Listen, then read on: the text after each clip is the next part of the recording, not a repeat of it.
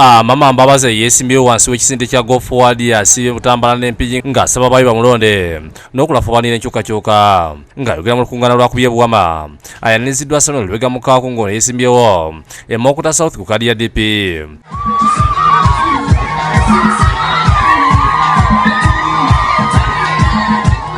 Abo tuzibabuulidde Mbabazi ekibbata kisuse mu kitundu kyabwe.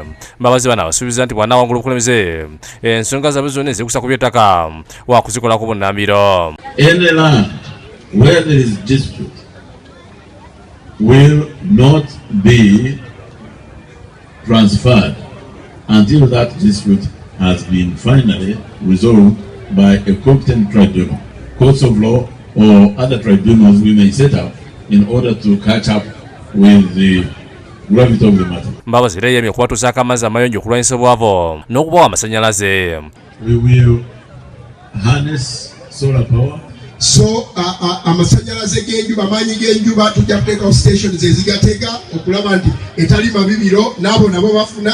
And we have a resource which no one has tapped, garbage, to produce power. Ono era ategeeza nti wakukendeeza ku bbeeyi y'amasannyalaze kisobose abantu b'omu byalo okufuna amasannyalaze ku bbeeyi ensaamusaamu. We will reduce tariff on power so that more people can access power. Ate ekisanja kinaggweerako ng'abantu nga families 6 ku buli 100 zirina amasannyalaze ate nga zigootera ku bbeeyi ya wansi. And we are going to make sure that we build more hydropower stations. Olva yeyongedde nga wakuba kampeni mu bitundu ebya disitulikiti ebirala kyokka mu kuba enkungaana abawagizi ba NRM ade kufuusa balekanyiza emizindalo bakunga abantu okutwala abaana okugemesa obulwadde bwa poliyo.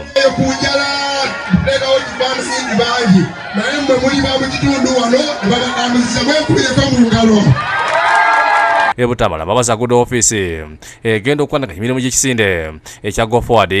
Abantu be ne bamuwadde enkasi n'ekifaananyi ng'akabonero ak'obwakazi n'okumwagaliza entebe y'eggwanga. Mbabazi olukuŋŋaana lw'olusembi yalukubye ku kisaawe ky'e Kanoni ono yemye okulwanyisa obuli bw'enguzi bw'anaabalondeddwa kuba pulezidenti kyokka asanze okusoomozebwa olw'abalonzi bwe bamutadde ku nninga banyinyole ensonga z'ettaka ly'ettemangalo. Watugambye ozze kulwanyisa nguzi tetuwulire sente temaki zalagawo ezatemangalo.